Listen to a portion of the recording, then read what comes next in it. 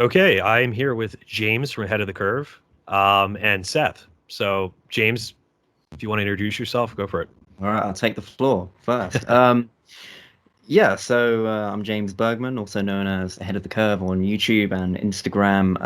I film book reviews, philosophical or fictional, thought-provoking in any sense. I try to talk about them in that regard.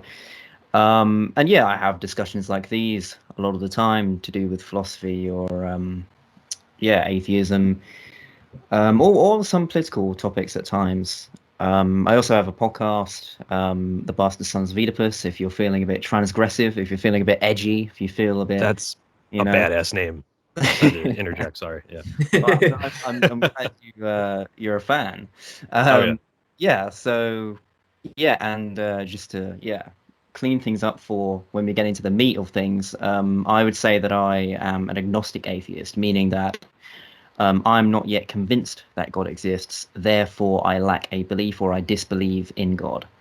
And so that's my current position. So feel free to swerve me any way you wish, guys, if you can. I'll let Cool. I'll, So, I'll leave it to you. yeah, man. So I'm Eric Evans from Conscious Philosophy. Really on my channel, I make philosophy videos, of course, and I have professors on and other, YouTube channels, and we talk about, philosophy of religion, some theology. I just had Dustin Crummett on, and we talked about gun control as well. So really all, different areas. It's not really constrained to one area. I have a philosophy degree and psychology degree from Rutgers. And I just do conversations like this as well with these guys. So pass it off to you, Seth. Hey, my name's Seth. I'm a senior at UNC Charlotte. Major's history, minor's philosophy. I'm also into transcendental arguments. Transcendental argument has been used by people like Aristotle, Immanuel Kant, but I usually focus on the transcendental argument for God. I'm into presuppositional apologetics, and I'm also into philosophy, religion, and other aspects of philosophy. Cool, man. So today we're predominantly going to discuss new atheism. It might bleed into some other areas, but that's the main conversation here. So I guess we just kick it off. James, what do you think of new atheism? Like, what are your first thoughts? Do you have criticisms of it? Do you affirm it? Well, I must say that the focus in the new atheism movement, if you can call it new atheism, by the way, which I know that is a disputed point, which I must agree with in all fairness. Mm. I think there's nothing particularly new about new atheism. I mean, I think the whole sort of definition of it was based upon the fact that they happened to write books at the same time in the same decade. You know, Dennett's book and Harris's End of Faith and God is Not Grey and The God Delusion. So yeah, I mean that's pretty much why, and there's nothing new about it. It's just timing, I guess. I mean, fun fact as well, Ayaan Hirsi Ali was supposed to be the fifth horseman in the discussion, but she couldn't actually make the meeting. So I actually am reading her book Infidel right now. Would recommend it. But yeah, it would have been a different chemistry, I suppose. But anyway, a tangent there. But yeah, I mean, new atheism, I heavily reliant on rhetoric, predominantly used by Christopher Hitchens, which I will profess my love for that man all day long. However, when it comes to his philosophical arguments against theism, that is where he falls short, and that's where all of them fall short, effectively. And yeah, I mean, as I said, they all rely heavily on rhetoric, and it's not as if their arguments are bad. It's more their approach to philosophy and theology is poor. It's outright poor. But I Yeah. mean, they have every single right to criticize where religion has got it wrong and where in the scripture it is dubious. And I'll say all day long, fair enough to that. Yeah. See, I like what you say there, James, too, about where religion has got it wrong. Because, of course, you have people in Jesus's name doing horrific things. Now, obviously, that's contrary to what he taught. But even Hitchens, like, what was the God is not great, how religion poisons everything. Yeah. Is that, I mean, does religion Yeah. poison everything? I mean, that's a really bold assertion, that must be, and I think that's clearly false. Well, it shows the heavy reliance on rhetoric. Yeah, right. You're right. That's exactly. It's kind of like clickbait. Yeah. I get a little sense of clickbait there, but no, I agree. The rhetorical strategy is pretty powerful. I mean, myself, I really didn't read a lot of Hitchens and Dennett. I was really focused on Dawkins and Harris, and I know you read it, James, but my most recent article, well, not my most recent, but A Thoughtless Confidence, New Atheism. Yeah, yeah. And I talk about how they're just really lacking in many areas as compared to a tradition of really robust atheists like Sobel, J.L. Mackie, Thomas Nagel, Graham Oppie, and even Nietzsche. Right, so you can bring Nietzsche into the picture. Who, I don't really know if he's an atheist, but certainly critical of Christianity and the contingency of our moral values and whatnot. But Seth, if you want to add anything onto that? Yeah, the new atheists also. James made some good points, but also I feel like the new atheists also heavily promoted scientism. Now, Christianity has always accepted science. However, it's when scientism comes into conflict with Christianity. I don't believe theology, or I want to say theology. Rather, I don't believe that religion and science are in conflict with each other. Rather, worldviews are at conflict with each other. I totally agree with you. I think that was, the main conflict is between the teleological view and the mechanical view of reality. It's really not a conflict between science and religion. I mean, there are plenty of scientists who are religious and who are believers in God. So, yeah, I think that's just a crude, caricature or misrepresentation of the real debate here between this mechanical and teleological view. I did want to say just real quick, just backing up, I missed a point, but Sam Harris and Dawkins are utterly convincing. I mean, they're really witty, and I was just fully convinced by them. I mean, to a point where I just felt religion and belief in God was not only irrational, but absurd, right? Like just flat out silly. When you hear Dawkins talk about the flying spaghetti monster, or Sam Harris saying it's just an imaginary friend, or you guys are delusional. I don't see how it's remotely delusional to try to construct metaphysical demonstration of all of reality, right? Why is there something rather than nothing? So I just think these are ridiculous points. But going back to that, it does have a lot of rhetorical success. I mean, it's interesting. It's like, wow, I never heard this before. It's like you're kind of breaking out of that traditional, when you grow up, you kind of accept God, through, and you kind of feel maybe rebellious latching on to the new atheist. But again, I'm not putting down atheists like you, James, agnostic atheist, because I know that you care about these things seriously and you engage with, the greatest minds that have ever commented on this matter. But I'm strictly talking about new atheism. Sure. If that even is a thing, like you alluded to. Yeah, like right. As if it is really a thing. If it is really a thing, it's more of just a parade, really, of angry sort of people accusing sort of religion of solely and purely of just being this this existential cope mechanism, which Freud was right. I do think Freud was right, but he wasn't right in saying that is what is religion. Because there is no doubt whatsoever that to see your dog in heaven, or your grandparents in heaven, or to see Elvis. I would love to see Elvis. For me to see Christopher Hitchens in heaven. These are these are appealing ideas, and Freud was completely right when he said that yes, it is consoling. Yeah. But when, and again, it's not only Freud, because it's the new atheists as well, who's kind of claimed that, well, religion helps with death anxiety, blah, blah, blah. Like Ernest Becker, Otto Rank, they all say this. But it's as if they're using that as a main argument against it. Which, okay, like, fair enough, you can say that, but don't use it as a main argument. That's the problem. James, yeah, you're totally correct in that. And I think what they do, and this is really pervasive among internet atheists and whatnot, they commit a genetic fallacy, right? So they say, oh, I know the origin of your belief. It's just that you're scared of death and you hope to see your family in heaven and whatnot. Well, that's fallacious. Okay, is it true that religion makes people feel better about not just being reduced to worm food? Sure.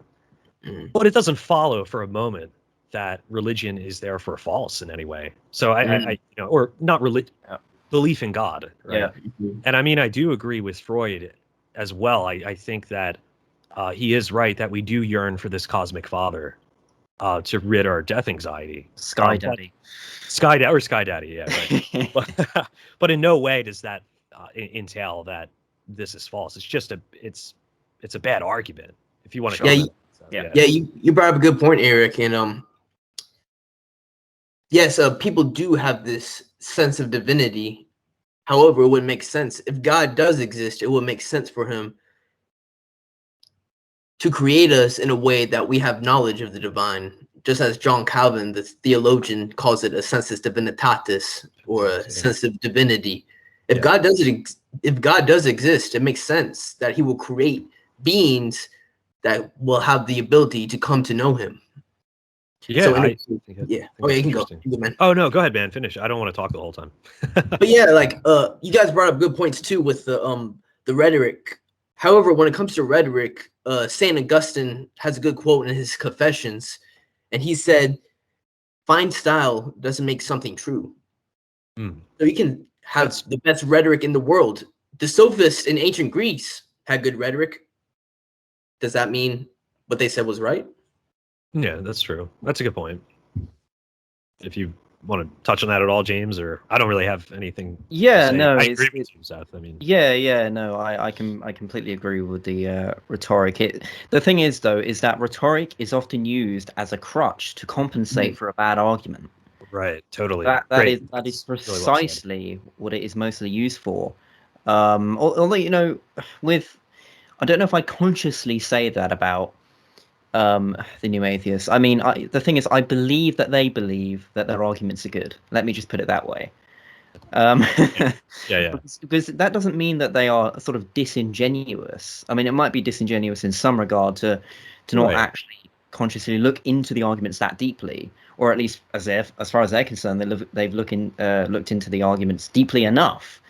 But it's that sort of it's that unrealization that maybe, just maybe, theism might have a few good points. I mean, Christopher Hitchens himself said that the fine-tuning argument to him was actually probably the best argument for theism. Did he really? Yeah, there's a he said it a few times, but there's one particular clip where I think it was called Collision, his documentary with I can't remember his name now, but there's a sort of clip when he's in the back of a car and he says, yeah, the most convincing argument is, the Goldilocks zone sort of thing, the fine-tuning, Yeah. how we came to be, how we do exist. And personally, I think that is, intuitively, it's just so attractive.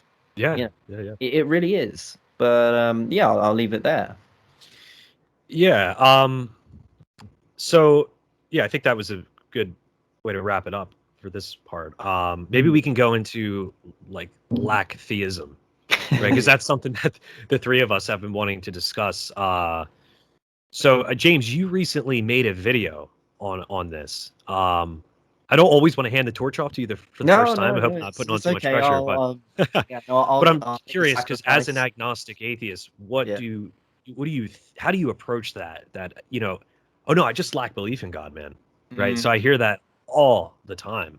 What do you think about that? It's a landfill of different sorts of atheists, because some atheists are ready to concede that maybe there is that there is an issue in the definition. I mean, Cosmic Skeptic himself even came out recently in Sure. saying that it is sort of a cop out in some regard, and I saw that and I was like, well, yeah, of like, because I've been thinking about the same thing recently, and I was like, yeah, actually, I can't help but agree. And the thing is, with the sort of video that I released, it was only a sort of a short video for anyone who hasn't watched it already.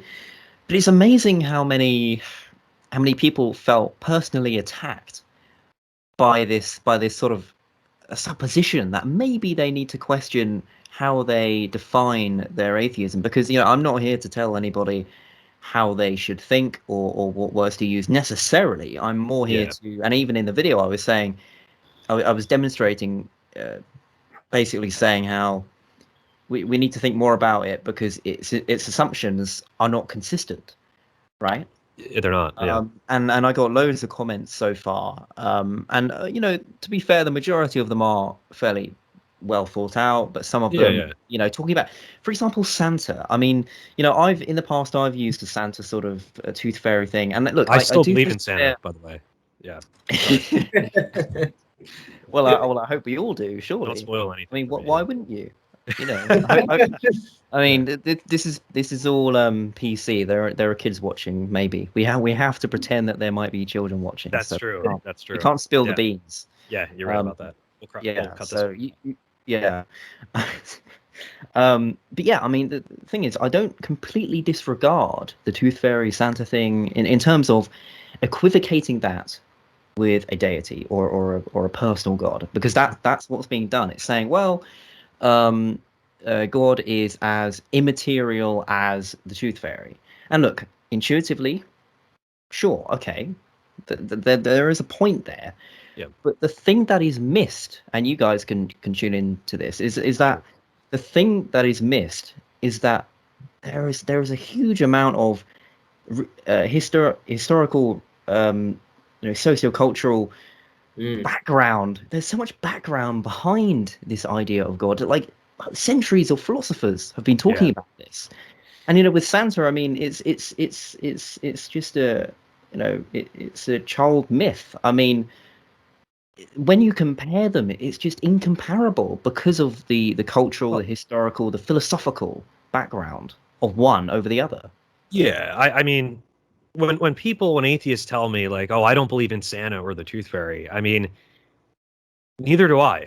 Okay, even though I just said I did, I don't. No, but I mean, we're talking ultimately about the inexhaustible source of all there is, right? We're talking about a metaphysical demonstration for why anything exists at all. It has nothing to do with Santa or the Tooth Fairy. We're trying to get to the best explanation for all of reality. And if Santa and the Tooth Fairy exist, they would be among a plurality of all things that exist. They would be utterly contingent upon that first, inexhaustible source of being. So, I mean, it's just an absurd statement to make.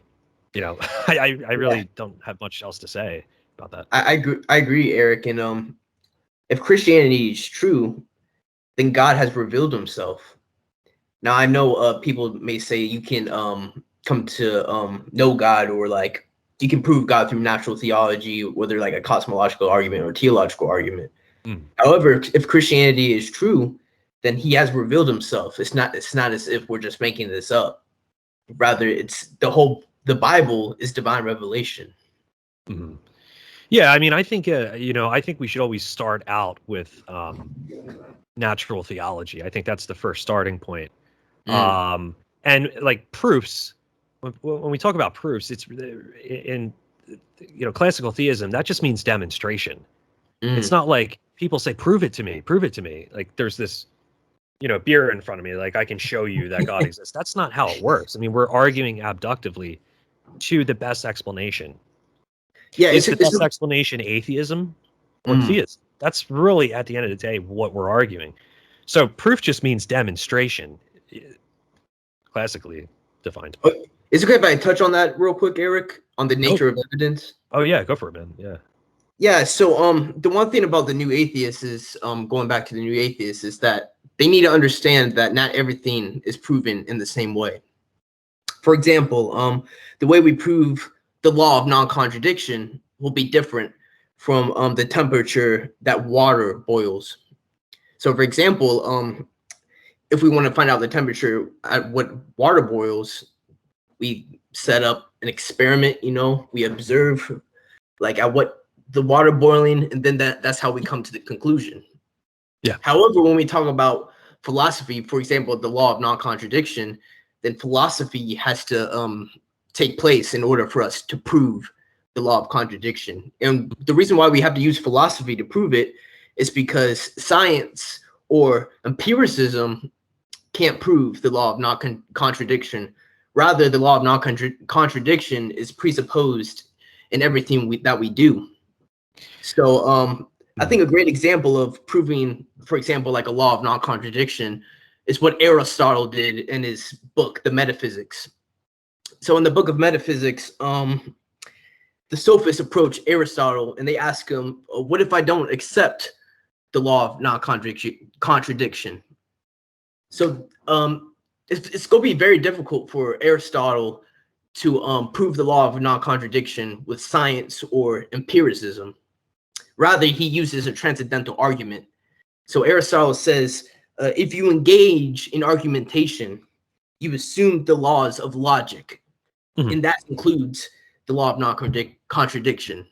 Now, that proof is totally different from a scientific proof. It is. I totally agree with you. And there are really two different proofs out there. There's scientific proofs, and there's I think Lennox talked about this, like personal proofs. Like God is not really a scientific question. God is a personal agent creator. He uses some example. I don't know if I'm going to nail this down correctly, but like think of Ford, right? The cars or the trucks, Ford. Two rational explanations would be a scientific one. Maybe you can describe the internal combustion of like the engine in a Ford. But another rational explanation would be Henry Ford, right? So those are two rational explanations. So not everything is not everything comes down to science. Science cannot explain everything. I don't know if that adequately addressed what you've just said, but that's where it kind of led me. If you have anything to say on that, James. Yeah, I mean, I can't help but agree with you once again, guys, in the sense that and this is really the crux of how absurd this sort of new atheism assumption is. And now, look, it's not that I completely disagree with the sort of argument or the perception that I'm about to say, because I think there are nuances to this. But I just lost my train of thought about what that was. I hate when that happens. It happens to me all the time, man. No, it normally happens when I make it's when I make a preface to what I say, and then I go back to it, and there's just nothing there. It's okay. No problem, man. Yeah, it'll come to me. It'll come to me. Yeah. Just real quick. It was actually about evidence, and the standard of evidence. Because the new atheists assume that the evidence for God is material, and this is the thing. It's like, why would you assume that a transcendent being can be demonstrated with material evidence? I think that's a really interesting idea in the sense that, like, it's incompatible, and if you assume that, it's really barking up the wrong tree. I mean, philosophically speaking, even reasonably, just pure reason. I mean, it's comparing two different sort of modes of investigation together and saying that, like, you can grow an orange on a banana tree. It's like, well, obviously not, Right. Yeah, I think that's a pretty decent point. I don't know if you wanted to touch on that at all, Seth.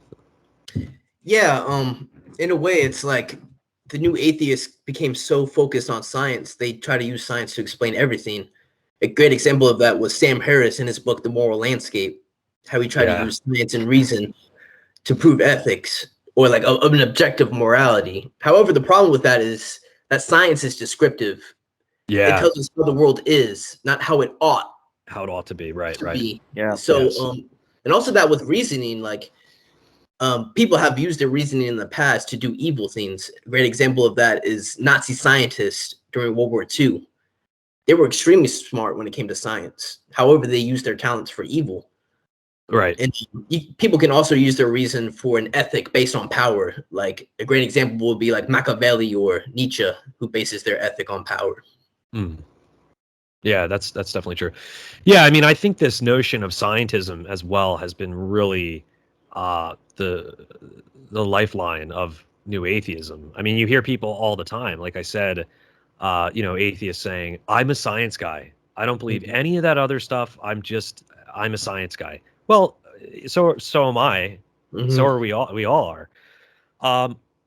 But further, I think a more pernicious issue with scientism really is it does strip you of subjective, like this subjective investigation. Like I did a video on Kierkegaard recently, and you can think of like coming to belief in God as maybe you could throw away all the arguments in natural theology, right? Like I could show you that the ontological argument's good or contingency, right? But just orienting your will towards the mystery of being, becoming immersed in that. And science, if you're going to predicate if you're going to try to get, obtain or extract true meaning from science, I think at the end of the day, it's dangerous, and it's not really, I don't see that happening, right? Science, like you said, Seth, is descriptive. It's just describing things. So there's this whole subjective realm of value that's left out if you hinge your entire paradigm on science, specifically scientism. It kind of reminds me actually of the I don't know if you guys have seen the film Law Abiding Citizen. Sounds familiar. But it's a brilliant film. But there's a quote which just I was reminded of when you brought this up, which is, in court, it's not about what you know, it's about what you can prove. And I was just thinking, in context of that, science deals with things only in which science can prove, in the subject strictly of science, which is that which is consistently material. But the thing is, and this is the thing with psychology as well, psychology can be very well criticized in the sense of a lot of things that were demonstrated to be true, which were in psychology, as we know, is more subjective than the hard sciences. They are now not true because cultures have changed.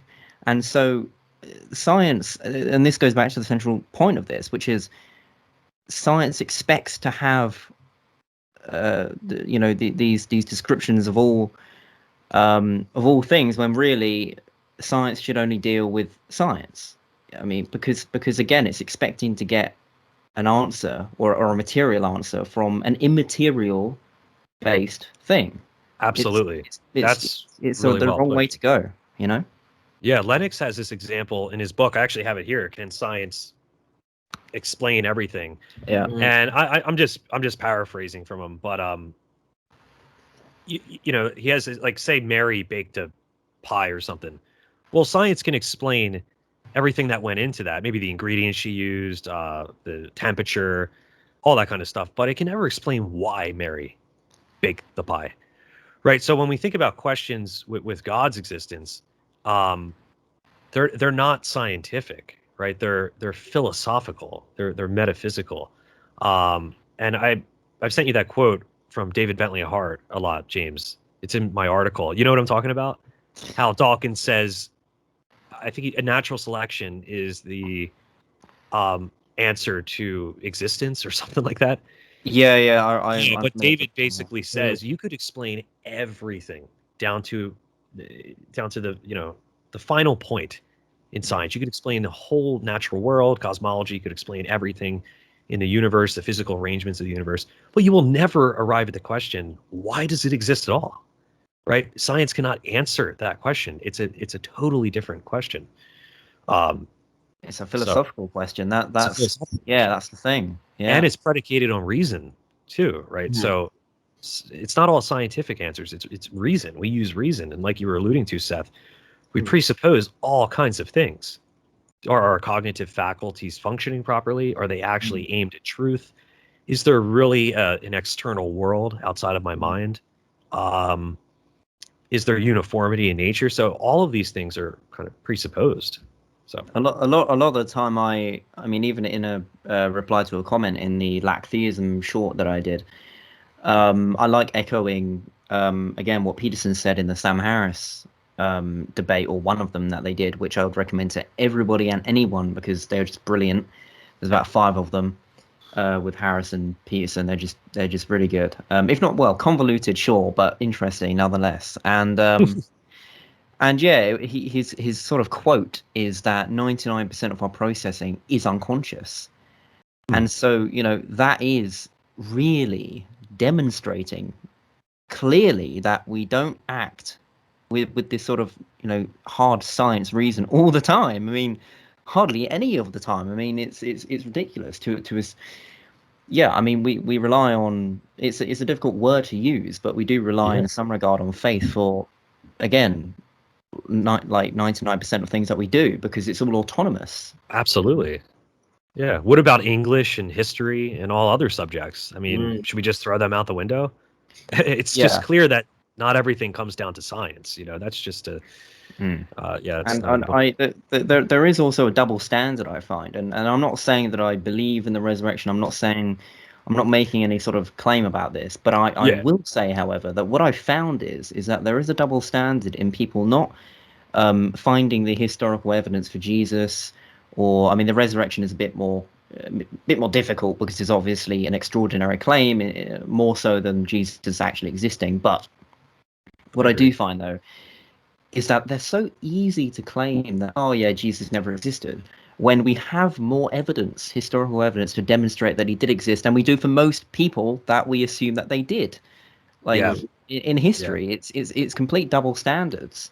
And I'm not saying that I'm still investigating Jesus's life, and I'm not sure completely whether I'd agree with or disagree with that. But I will say that there is some kind of double standard going on a lot of the time. I agree. Yeah. Seth, if you had anything to add on to that, if not, I did want to backpedal into Theism, because I think we verged away from that a little bit. Yeah. Like I did have some more things to say about that. Did you want to add anything, man, on top of that, or do you want to go? I feel like ultimately, like, it keeps going back to clash of worldviews. I feel like both of you guys made good points. Both atheists and theists love science. It's right. Yeah. It's not, religion and science aren't at conflict. Rather, naturalism and theism is at conflict. That's what's going on here. It's like science has always been promoted by Christianity, whether it was the Byzantine Empire or the West with the Roman Catholic Church. So I feel like it's just a clash of worldviews that just keeps being brought up. Yeah, I would agree. And the mechanical and the teleological worldview, is there this built-in end goal in nature? Is something built into this, or is it just, the opposite of that? It's just this mechanical worldview. But real quick, I did want to go back to theism. Because this is something that we've talked about for a while. And my main issue with this is, it's really, if you define atheism as I lack belief in God, you're really just reducing that down to a psychological state. In other words, the proposition, it's the proposition of atheism is it can't be true or false there, right? If you just say, oh, I just lack belief. Because if you think about, like, babies lack belief, cats lack belief, rocks, zebras. So that can't be the definition of atheism. I just lack belief. It has to be, you have to either affirm it, or you completely reject that proposition. Does God exist? You say no, right? So those are just some of my thoughts. I just think it's reduced to a psychological state, like, I lack belief. Well, no, you either affirm or reject that proposition. Does God exist? Oh yeah, it's okay if I add something real quick, Eric. Yeah. Oh, go for it, man. Yeah. So ultimately, if it's a metaphysical proposition in which God does not exist, or whether it's a lack of belief in, like, I don't believe in God, I don't know, so I don't believe, I feel like everyone still has a worldview. So in a way, everyone has a view of three things: reality, knowledge, and ethics. It doesn't matter who you are, everyone has that worldview. So in a way, I don't feel like anyone can hide the burden of proof of trying to explain reality, knowledge, and ethics. I do agree with this, because this comes up a lot with I think new atheists in particular, that the burden of proof is, it's not on, if I'm an atheist, right? It's not on me. It's on you, man. Well, no, I mean, it's on everyone. I mean, if you're affirming atheism, if you say, oh, I am an atheist, well, don't you want to show why you're an atheist, or provide reasons? Or if you offer the problem of evil, well, then you're saying God probably doesn't exist because of evil. Well, the burden of proof is on you to show that. It's not only on the atheist or I'm sorry, it's not only on the theist where the atheist just sits back and says, he just plays the skeptic. The burden of proof is on the atheist as well to show why God probably doesn't exist, or God is not evil and God are not compatible in some way. That's the way I see it. And like I want to see both your views on this. Sorry for interrupting, guys, but I want to see both you guys' view on this. Like ultimately, like everyone has to have a view of reality, knowledge, and ethics. Even if you are agnostic when it comes to metaphysics, that's still a view of reality. If someone takes a Kantian view of metaphysics, that we can't know the noumena, that's still a view of reality. So in a way, like I want to see your guys' view, like in a way, we all have a worldview, and in a way, everyone like tries to explain the world that we live in. James, I don't know if you wanted to go first. Yeah, I have a couple points. Yeah. So I want to point out that it's very often that I find that the atheists kind of misinterpret what atheism actually is, in the sense of it not being a worldview. It's simply just not believing in God. For example, an atheist can believe in objective morality. It doesn't mean that that claim is true. It just means that they can if they want to. So we have to remember that atheism is only and only the disbelief in God. It is not a moral prescription of any kind. An atheist can also be many other things. I mean, their views on ethics can be objective. Like they can be a vegan. They can agree with Peter Singer about ethics and so on. Like we do have to remember that, because I feel that it often gets conflated that atheism is a worldview. It isn't. It's just a disbelief in God. I also wanted to say with the tooth fairy thing, and I'm on board with you guys in insofar as I would expect the atheist to at least give reasons why they don't believe in God, because like you said, Eric, it's just a cop out, really, just to say, I lack a belief, therefore it is. End of story. No further conversation. It's like, well, even if we were talking about the tooth fairy, I'd still have the intellectual honesty to explain why I don't believe in the tooth fairy, even though we would all assume that it might be arbitrary to even do that. I would do it anyway, because that's just what you would do if you're taking the topic seriously. You would philosophically demonstrate why it is not reasonable to believe in Santa or the tooth fairy, and it is the same in the same regard that you would do so with God or that exactly. Yeah, I agree. Yeah, no, I do agree with that. The first point, I do want to hammer on this notion that atheism is not a worldview. I do agree with you in a sense that atheism is just, you reject the proposition that God exists, but my concern is what flows from that rejection of that proposition. Mm-hmm. In other words, does it kind of inevitably turn into a worldview? I mean, if you do believe the universe is devoid of any kind of personal creator that has an interest in his creation, and there are moral, objective values and duties that you must do these things, not just I just feel like doing them. No, you have to do these things. I feel like in that sense, atheism sort of inevitably kind of entails some kind of worldview. I don't know what you think about that, James. What do you think? Well, I mean, yeah, like Seth said, everybody has a worldview, but my point was simply that atheism itself doesn't assume any particular worldview, because as I said, you can believe in objective morality if you want to. It doesn't mean that your argument is good, but it means that you can if you want to. Yeah, you're right about that. And yeah, I mean, like you're sort of implying, yes, atheism does leave the opportunity for, some sort of subjective view of reality, sure, but it isn't any indicator of what that subjective perception might be. And I'm even saying subjective because I'm jumping the gun a bit, because again, an atheist like Sam Harris can believe in objective morality. So like I'm saying here, we do have to be very careful, because it can get a bit difficult. Yeah. Well, sorry for interrupting, guys. I also just want to say that sometimes theists misrepresent atheists by believing that all atheists are naturalists. And I just want to say Right. that naturalism entails atheism. However, atheism doesn't entail naturalism. That's interesting. Yeah, that's a good point, Seth.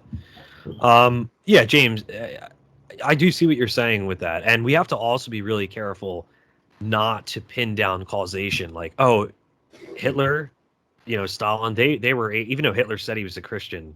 Yeah. I mean, you can God say a lot of things to was on the promote your belt yeah. buckles. Well, we want to be really careful not to say, oh, atheism is the cause. We don't want to ascribe causation to atheism, because there's atheists out there who are wonderful people, better people than believers in God and Christianity. I mean, so we don't. That's a bad argument. But I will say this, where this could kind of maybe segue into Nietzsche a little bit. I personally do think that atheism entails this kind of nihilism, and that is a bold claim. But I at the end of the day, I do see atheism leading to that right down the road. So maybe we could get into kind of God is dead, right? Because I think this is all really tied up with this atheistic. Yeah, I mean, the thing is that I mean, I've realized this as of late, which is we have to remember to distinguish between the theoretical implications of something and the practical demonstration of that thing. And so when we talk about, the death of God and whether society or not is gone worse or better, how things are at the moment in society, we really have to, be careful once again of whether really things are actually that bad under no God, because again, theoretically, yes, maybe you could say that atheism entails nihilism. Maybe you could even say that, maybe. But you have to look at how things are and how things have been under atheism. And you really have to say, well, how's the theory equated to how things have actually been or are? And I think that is a really interesting question, because obviously it's a subjective perception of whether how good things are. But as far as I'm concerned, they haven't, they're not evidently as bad as Nietzsche implied that they would be. So that's my view. Yeah, that's Seth, do you have anything to add on to that, man? Or Yeah, ultimately, like, if a society doesn't believe in God, or like rather, like, if the majority of the society doesn't believe in God, then I don't believe that it will lead to chaos. However, like, I feel like we should focus on if God exists or he does not exist. So in a way, I don't want to focus on like utility or like the practical use of religion. Rather, nowadays I just focus on like if it's true or not. So like if you have a society like the Czech Republic or England, where James lives, and the majority of people are unbelievers, and they're great people and they're living good lives. Yeah, that's good. I mean, cool. But like at the same time, though, like God could still exist, So I feel like that's true. Oh yeah, of course. I'd never assume that. That would follow, of course. I kind of take a little bit more cynical view of this. Like I Nietzsche in Ecce Homo, he says somewhere that when the death of God reaches the ears of men, it hasn't reached the ears of men yet, right? It's going to take a long time. That there will be wars that the world has never seen before.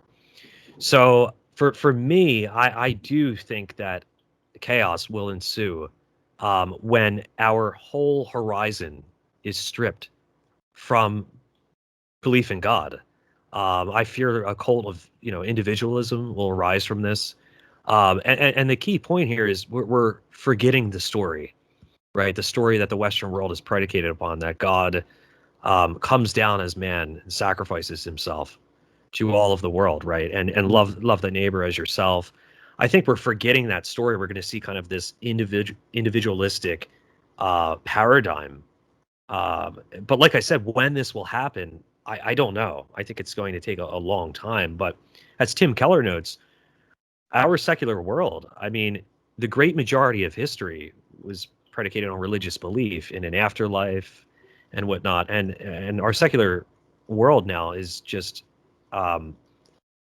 what is going to happen is just nothingness. It's just oblivion, right? So I don't see human beings even rising to the level of Ubermensches. I think that there's going to be when nihilism first hits upon humanity, I think there will be a need for God again. I think there will be a resurgence in belief. Now, again, these are really bold claims. I don't know these things for sure, but this is where I see the trajectory of human history going potentially. And also, I just want to say something real quick. I don't feel like people can live out atheism. Now, by atheism, I mean like God does not exist. So if someone has presuppositions such as biological determinism, moral nihilism, Yeah. and everything like that, then people are going to live that out. And ultimately, I just can't see people living that out. Like I just can't. You know, people may say, they may hold to these beliefs saying like, hey, I'm a biological determinist, I'm more nihilist, you know, and everything like that. But I don't feel like they can live it out. You know, I feel like most of the time they steal from the Christian worldview. Yeah, I mean, as Dostoevsky says, if there is no God, all is permitted. And, you know, that could fall into moral nihilism that, hey, there's no such thing as moral truth. And even existential nihilism that, which is the most pernicious form of nihilism that, okay, nothing matters at all. Nothing matters at all. May I? Sorry. Go ahead. Sorry, Yeah, may I interject? I just can't help. I mean, many things have been said, and I'm so. Slavoj Žižek in his book Violence made a good point, which was Dostoevsky did say that. Well, it's actually debated that the line is even in the Brothers Karamazov. I read it recently, and I couldn't actually find it. I think it's a paraphrase, but the conversation is throughout the book, really. But the theme is made. But Žižek said something really interesting, which is, you know, whilst under this secular worldview that everything's permitted,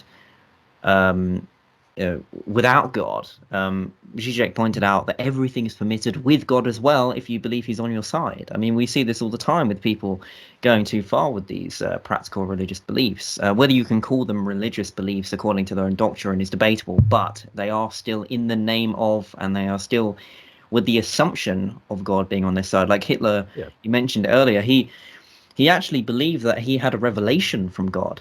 And he got Gott means uns. God is on our side. God with us on the belt buckles of the German soldiers, and the church backed this.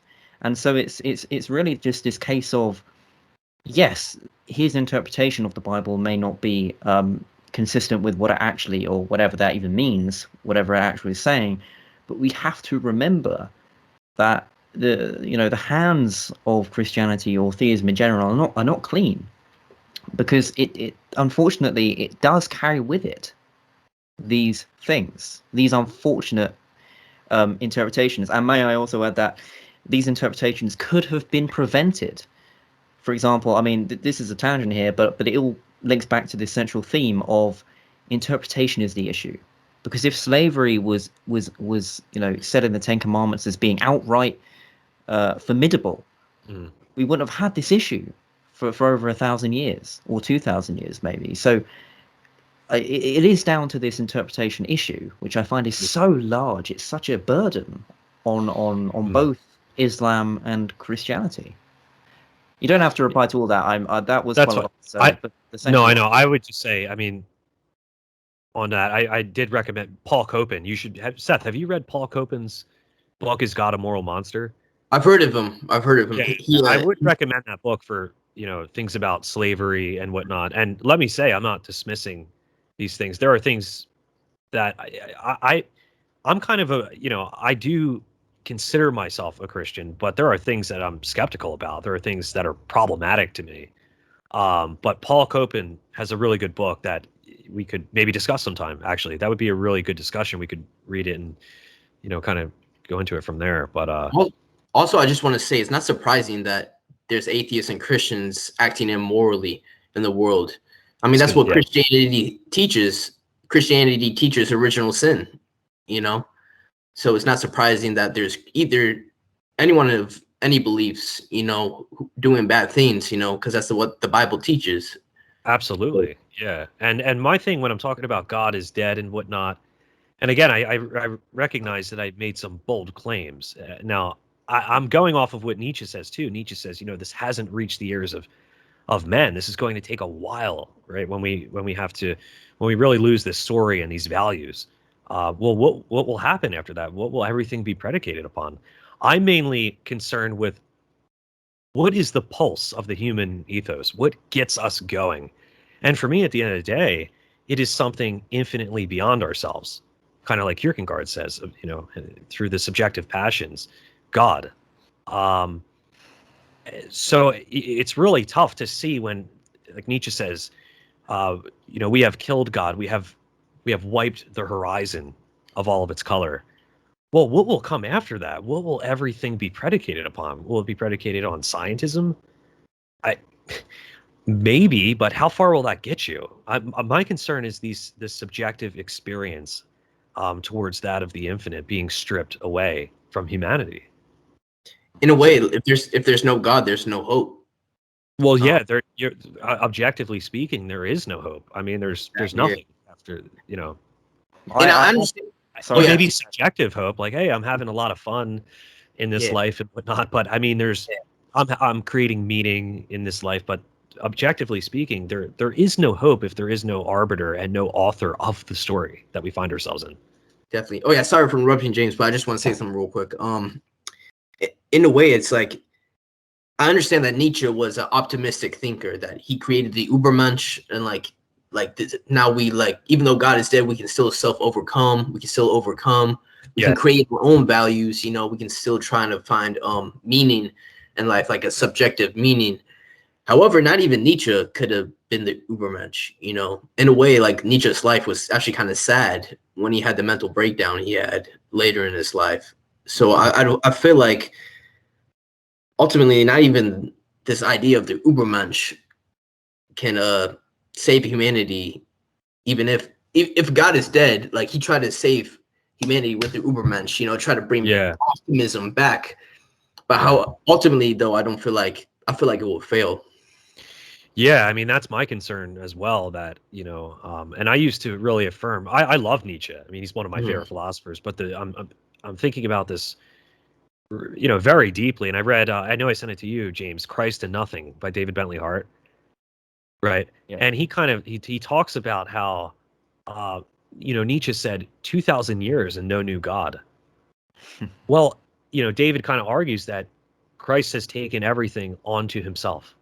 All the answers, so to speak. Again, you would have to read it yourself. I'm just pulling this out of my head, but are found in this story, right? So when we strip humanity of this story, where will they find ultimate meaning? Will this cult of individualism just arise? And do you really get anything from that? I think that's the main concern, and this was Nietzsche's principal concern. How can we find meaning without God?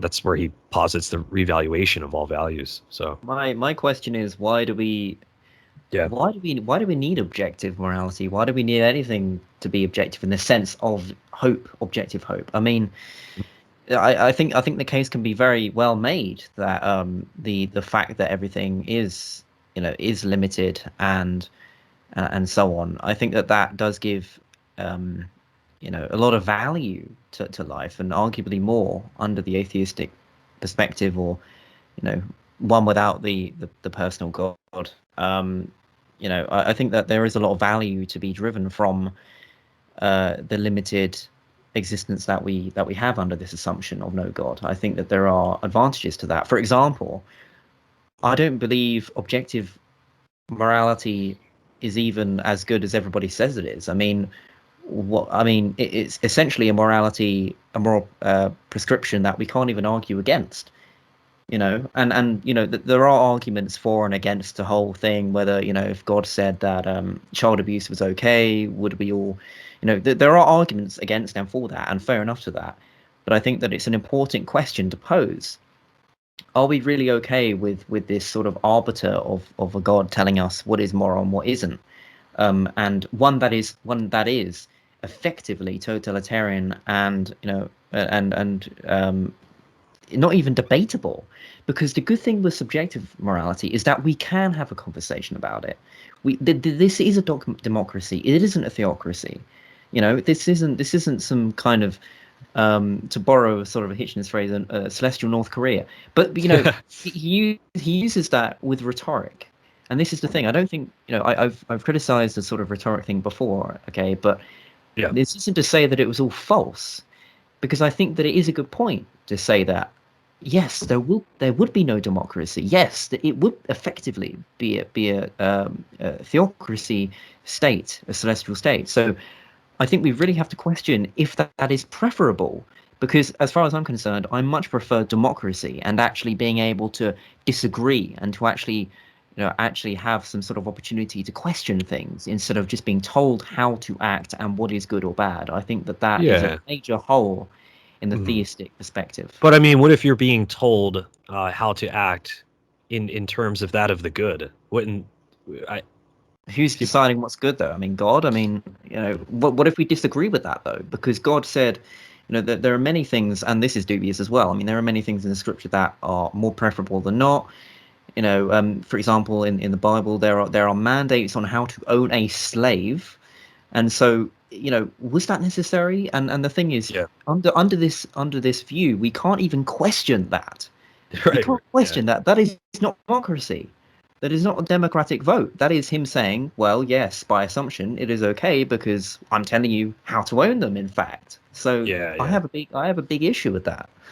No, I understand that. I mean, not to get into, I think we could have this for another discussion, but I think the Old Testament is like a redemptive. Oh no, it's fine, man. But a redemptive process.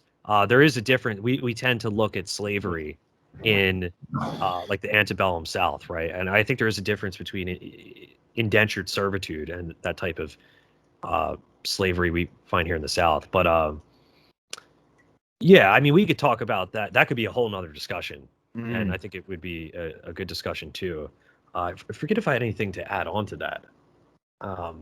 Seth, I don't know if you have anything. Yeah, James brought a lot of interesting points. Yeah. I just want to say, if there's no objective standard, then there's no benchmark to judge, like, what is good, what is evil, what is better, what is worse, what is right, what is wrong, what is fair, what is unfair. I don't feel like there won't be any objective standard or benchmark for us to judge those things. Sure. So in a way, it's like, sorry to interrupt. That's where the vote would come in. That's where we would decide as a society. And also, I mean, I had a discussion with Randy as well. His YouTube channel is Faith More Millennial. Really interesting discussion. But we talked a bit about this, how we have to still remember that we, even though our moral standards, principles may change over time, and even though we can look back in history where we thought what we were doing was moral, slavery, for example, we may have, even an atheist may have saying that. I'm sure they would have said that slavery, everyone else was doing it, blah blah blah. They get some sort of compensation, whatever argument they wanted to pull. So this isn't to say that the atheistic standards are, I don't know, as good or worse. It's simply to say that there is at least the opportunity to talk about it and to debate it, and that's where I stand. And even if it means that we make mistakes along the way, I'm willing to take those mistakes, because at least it means that we're moving towards some kind of chosen agenda, instead of one that is just handed to us without being able to be questioned. No, yeah, I see your point there too. I would say without even appealing to any kind of scripture, though. I mean, within us is this sort of moral intuition that is almost irrefutable. I mean, is it wrong to kill babies for fun? I mean, I don't need to appeal to any scriptural text for that. I just know, yes, it is wrong. You know what I mean? So, like, without even appealing to scripture, I think that we do have this built-in moral compass and intuition. That's where ethics come in, though, isn't it? Because if we consider the trolley problem and so on, there are situations where killing a baby might actually be preferable to not. Let's say Hitler, as a child. Many people, if you ask them, they would say, yes, of course I would. Yes, it is a baby, but of course I would. Well, And that's the thing. Under certain preconditions, you can actually ethically, and this is not to say that I agree with this, but it is to say that there are arguments for and against it. yeah. You can ethically have a preference between, in which context you should do certain things, and I think that is That's a relevant point. I think it vary. Yeah, I think it can vary. I did want to pull up this actually because I asked this question, this exact question. So I asked, would it be morally justified to have killed Hitler as a baby? And 13% said yes, it would have been, but 87% said no. Mm-hmm. So I found that to be very interesting. Yeah. It could be, yeah. And also, I feel like that's kind of like a battle against normative ethics, like consequentialism or deontology. Yeah. So in a way, like a lot of people, when we talk about ethics, like a lot of people would agree on like moral realism and everything like that, but a lot of people would disagree on like how that would be in practice. Yeah, you're right about that too. And atheists, like you said, James, can believe in objective morality. Russ Schaefer Landau, he's a moral realist. And the conversation really revolves around how do we ground these moral facts and duties? Where are they grounded in? That's what it really comes down to. Of course, you can be an atheist and believe in objective morality. There are many who do that. They would ground it in a more naturalistic framework, and theists would ultimately ground it in God. But yeah, I don't know if anyone wanted to add anything onto that, but. And I feel like Nietzsche kind of did touch on morality in a way. Like he said that if there's no God, then there's no moral facts. Like if we have a moral law, then that means there has to be a moral lawgiver. However, if there's no moral lawgiver, then there's no moral law. Right. So like it's hard to see how there could be like any obligation, like divine command theory, if we have like a moral lawgiver. And now I know this gets into the Euthyphro dilemma and everything like that. But ultimately, I believe that God is holy. So God's character, which is unchanging and holy, is the basis for morals, And so now we have a standard of a moral lawgiver telling us what we ought to do or what we ought not to do. Mm-hmm. However, if we take that away, where's the oughts at? It can't be in nature, because in a way, nature just is. It's just ethically neutral. So, like, in a way, like, how is, like, where does that moral obligation come from? That's and going true. back to intuition, you said, Eric, like, yeah, the intuition of moral obligation is just so strong. It's just hard to deny it. Yeah, and you're right about that, Seth. These things are descriptive. There's nothing in, say if you see a murder take place, right, and you can describe the way the knife entered the victim, the blood and whatnot. Well, nothing in that description says it's morally wrong. Like you can't see above the scene of the crime. This is wrong in bubble letters. You know what I mean? So it's hard to say. Causing pain is really wrong. Like, why would that be wrong? You know what I mean? Pain is sometimes good. That's the thing. I mean, we have exactly. We have taking your child to the dentist is that one example, right? It's going to cause you pain, but you're going to get something out of this. So you're right, James. Pain is not always wrong. Which is actually sort of a good argument against sort of the atheist. Well, I mean the suffering sort of what is it, theodicy? That sort of subject, because a lot of people say, oh well, why would God do bad things to us? And the reply, I mean, it's not it's not like I believe this necessarily, but I think that it's a bad argument to say that why would hypothetically God induce pain to anyone? Because pain is necessary in many, many ways.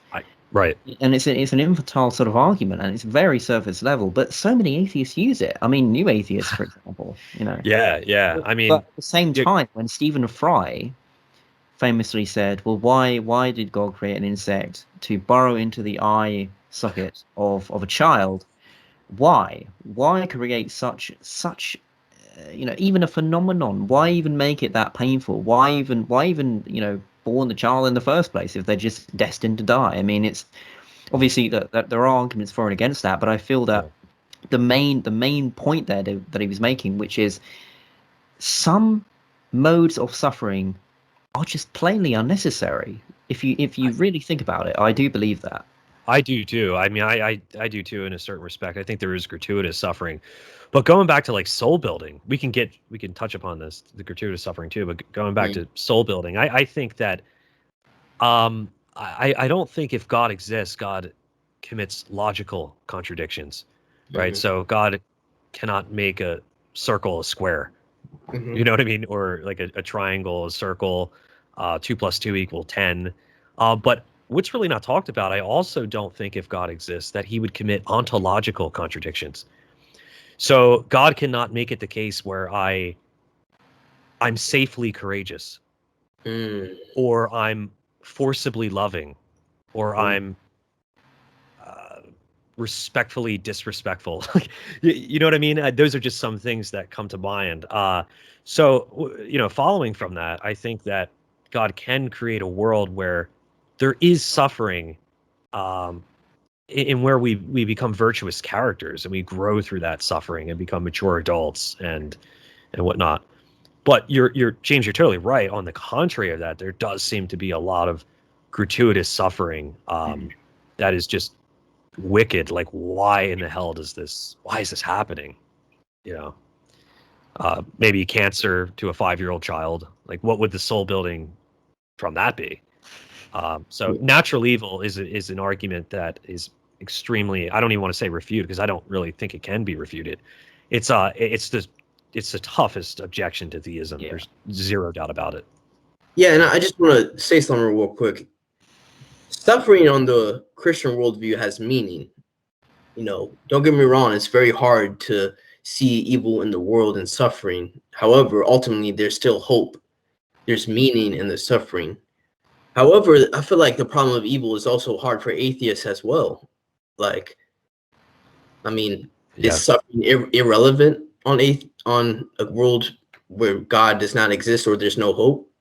I feel like ultimately suffering has no meaning, if God doesn't exist. This is just a brute fact of, I mean, again, I may not like that, but that is irrelevant to the truth of the situation.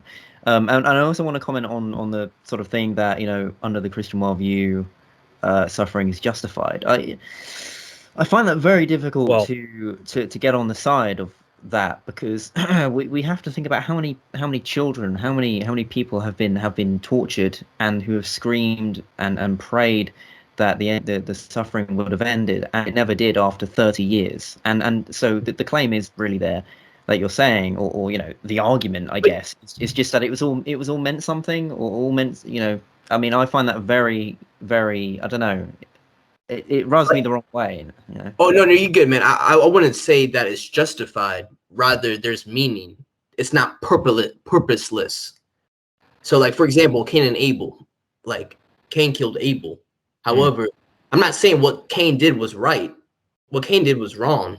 However, there's still hope for Abel in the afterlife. Yeah, no, I agree. I was saying all of that under that exact assumption. I didn't mean that you were directly saying that it was justified.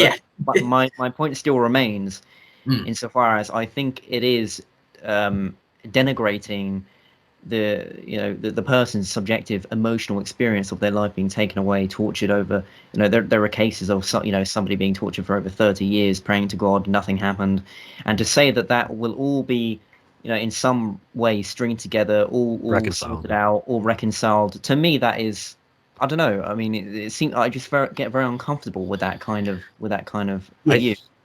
Oh yeah, I agree with you, James. In a way, like, there's an intellectual side of the problem of evil, but there's also an emotional side of the problem of evil. And a great passage is in The Brothers of Karamazov with Alyosha and Ivan. It's great. In a way, like, there's theodicies for the problem of evil, how, like, evil is a privation of good, or what we've been talking about, soul making.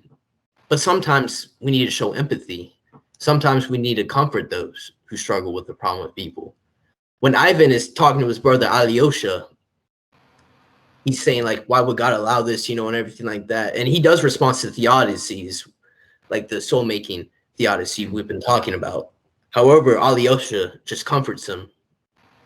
Doesn't say anything, doesn't give a theodicy, doesn't talk about the intellectual side.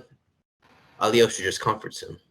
And sometimes we have to do that, And I feel like Dostoevsky showed the emotional side of the problem of evil. Sometimes in the universities or on YouTube, we talk about the intellectual side, but we forget the emotional side. That's a good point, Seth. Yeah, that's definitely a good point. And James, what I would say to you, I think you are primarily concerned with why would God do this in the first place, right? If there's going to be this suffering, like why even do it in the first place? Why not just, Aristotle believed that, God existed, but he didn't really care about human beings. I mean, he was just kind of there, didn't really take part in human beings. So maybe am I nailing your view down correctly? Like, why did God even do this in the first place? Yeah, I mean, just think of the the Gospel of Job. I mean, just a lot of people say, oh, well, yeah. I mean, it was all solved in the end. But really, we have to remember that why should Job even be grateful for all of his things being torn to pieces? His children all killed.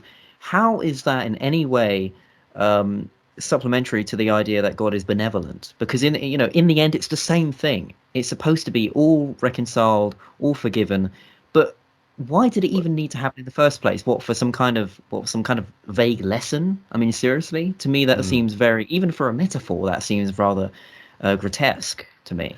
Well, I do share similar concerns with you, James, because in the book of Job, it is kind of like God says, well, where were you when I laid the foundations of the earth? And kind of just like, it is what it is, Job. I mean, this is how it is. And Job's kind of left like, okay, is there really an answer to that? But what I would ultimately say, that at the end of the day, this is a problem. This is a major problem. I do agree. But on a Christian worldview, like you were alluding to earlier, Seth, there is an answer for this. Now, this reconciliation of, if this is true, where you live on for eternity, there's just infinite joy, you live on. This could reconcile for finite suffering. But the question still remains, why finite suffering at all? Right? Like why, and that's a good question, man. That's a tough one to tackle. And I also just want to say that God has a morally sufficient reason for why he allows suffering. What is that reason? I don't know. I don't know. Well, the one thing about the book of Job, or another example would be Elijah. God always listens to us. Now, I can understand, like, the God of Christianity isn't harsh. It's not like he doesn't care for us and like he's just standing back and letting this all happen. Rather, he listens to us. And he says, I do have a reason. And it's up to us whether to trust in him or to not trust in him. And ultimately, it's our choice to make that decision. Yeah, I think that's a good point. And at the end of the day, though, a lot of us, we want answers to everything, right? That's what we yearn for and search for. And I do think when it comes down to this question specifically of natural evil, or why even create a world at all where evil exists, I do think there are theodicies, but at the end of the day, this is somewhat inscrutable. It is impossible to really maybe understand this from, again, I think that obviously we're limited. We're not omniscient. There could be a plethora of reasons that we cannot see why God allows this to be the case. I don't know. I mean, and I don't know is not necessarily forfeiting. It's not forfeiting. It's being honest. I feel that that's an honest answer. I think as far as I'm concerned, I'm really half and half on this, because I feel that philosophically speaking, under the theism, under all of these sort of arguments, I think that there is some merit to saying that, look, God is by definition transcendent. God is by definition knowing the cause and the reason behind all. So, intuitively, look, I do feel that there is some merit into saying, look, I don't know, because I feel that there are some things about God that we just can't know, by definition anyway. But on the other hand, Right. on the other hand, I get very skeptical. I'm getting all Matt Dillahunty because I think, Yeah. I'm just thinking that's a cop out, Yeah, and possible. I just have a sort of this cognitive dissonance over, look, yes, sure, under the philosophical theistic view, yeah, okay, you can kind of make that claim, but on the sort of skeptical side of things, I mean, it is a bit of conjecture as well. It's assuming quite a lot. But yeah, that's my take on it. But I would say this, just because we don't know the answer of something, it doesn't necessarily mean it's a cop-out. By affirming, we're trying to give theodicies for why this might happen, but at the very edge, we just say, well, I can give you reasons, but I'm just not sure. I mean, I'm not in the mind of God if God exists. But I understand it does feel like a cop-out to say, I don't know. It does feel like a cop-out. Now, if you Unsatisfying have is no maybe a reasons, good word. I'm sorry? Unsatisfying is maybe a good word. Yeah. Yeah. I would tend to agree with that too. Now I have a question for two of you, for the both of you. You guys have heard of Justin Mooney, right? Have you heard of him? He's a contemporary philosopher. He's still going through his PhD program and whatnot. But he has this awesome example of the rainforest. I might have brought this up to you before, James, but say if I could give you a button right now and you would press it and you would destroy the rainforest. So in the rainforest, there are animals, there's waterfalls, there's trees, there's birds, there's beauty all over the rainforest, this Amazon rainforest. Now, there's suffering in this rainforest too. There's all kinds of suffering. Would you press that button to completely annihilate the rainforest and obliterate it from anything coming for, anything else enjoying the rainforest? Like, would you press that button? You want to take the first sacrifice, Seth? No, I wouldn't push the button. No, I wouldn't. Even though there's animal suffering going on, I don't feel like I feel like it'll be wrong for me to just to kill them all, I agree with you. And the reason being, if we were to press this further, well, why wouldn't you press the button? Is because I believe the intrinsic nature of life itself outweighs that of the bad and suffering. James, what would you say to that? Would you press that button? Maybe if you're an antinatalist. The thing is, I feel like we press the button all day long if we're meat eaters. For those who are not vegans, I mean, for those who are not vegans, I feel that they press the button all day long because it's all fine and all fine and dandy to say that, yeah, of course you won't press the button because animals, that they have intrinsic meaning. Really? Do you act as if they do? Because most of the people claiming that don't act as if that is true because they still eat meat. And so, in a way, we all press that button by creating the supply and demand of eating meat. So I think, coming from a vegan myself, it's the thing is, right, is that this might look, I mean, I guess my views aren't objective on this yet, part of the pun, but I think that both arguments can be made in the sense of, the thing is, look, the implication is, the end result of veganism is to say that we won't necessarily have a necessity or space or whatever to keep animals. And the thing is, and this argument is brought up a lot, it's like, well, what happened to all the animals if you didn't eat meat? Okay, let's just assume that we wouldn't keep them arbitrarily, because we probably would. But let's just assume they all went out of existence. Now, I would probably say that it is more moral that they were not in existence instead of being in a reoccurring endless cycle of factory farming, being killed, being reproduced, used, exploited. Yeah. So that in that regard, I would say that I would say that maybe it's even more moral to just wipe them out entirely, if it means that the other side of that is what we even do to them, which is of course true. And so I think this is a huge issue, because many theists would say the same thing. They would say, of course not, but they don't realize that they're not embodying that claim because they still eat meat. Well, no, that's totally true. But I would say, I understand that point. But I would say, aside from veganism, what the rainforest example or analogy or whatever is trying to get at is really you could think of it as humans. I mean, would you annihilate the human race right now if you could, with the press of a button? And I feel like I would not, because I do think that there is this intrinsic value of life and goodness and beauty and laughter and joy and fun that outweighs suffering. So I would not. Conversations. And here we go, Eric. Yeah, no. Sorry about that. I just yeah, no worries, no yeah, worries. yeah. We were talking all things about you behind your back. Oh God, you guys, man, I swear that you're hearing. I thought we were friends. No, I would like to not to make this explanation too long, but I would like to say that there is another side to my response, which is, you know, the red, and I will tie this with the button thing, which is because I'm half in agreement that there is something special about existence, about human beings, but on the other side, I do take a lot. I do think that the anti-natalist argument is maybe irrefutable in strict terms of ethics.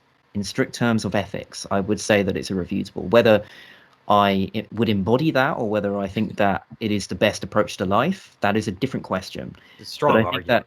But I think that on the ethical, so if we're being strictly philosophical, I would. But on a personal level, I find that very difficult. I don't know. Yeah, that's a good point. Yeah, no, definitely. So let's see. Oh yeah. Sorry for interrupting, Eric. And also, I just want to say, like, the reason why I said no is, like, usually my ethic is based on the rawness or rightness of actions rather than their consequence. So, like if you're thinking about consequentialism, like, people would probably push the button because it would end suffering. However, I feel like that action would just be so wrong for me to do. Like, I just can't do it. Even though it will end suffering, like, that action is just wrong. Like, in a way, like, it just goes back to consequentialism and deontology. In a way, it's like I'm looking at it like a deontological view. Like, that action is just so wrong. Yes, it will end the suffering, but, like, I just can't see myself doing it because the action is just wrong. Yeah, no, I would agree. And I mean, James, even your point, you do say that there is something special about existence. Yeah, possibly. That. Yeah. And I mean, I think this cosmic participation that we find ourselves in is, I mean, just amazing. It's just miraculous. And there is suffering, but should it all come to an end? Maybe practically speaking, no, but James, philosophically, I think you do have a point. But that would be another great discussion. Anti-natalism. We could talk about that for a while. That is a really interesting. David Benatar's book, Better to Have Never Been, I would recommend it to everyone. I think that the book itself is a bit dry and not necessarily the most entertaining read, but in terms of, like, the most sort of comprehensive anti-natalist book, I would say that's worth checking out, or just watch his YouTube videos. I would just check him out, anyone who hasn't already. Awesome. Yeah. Guys, I don't know if you want to have any final thoughts, but probably gonna run pretty soon. Yeah, no worries, man. So I think it was a great discussion, and I hope we can definitely do it again. Now,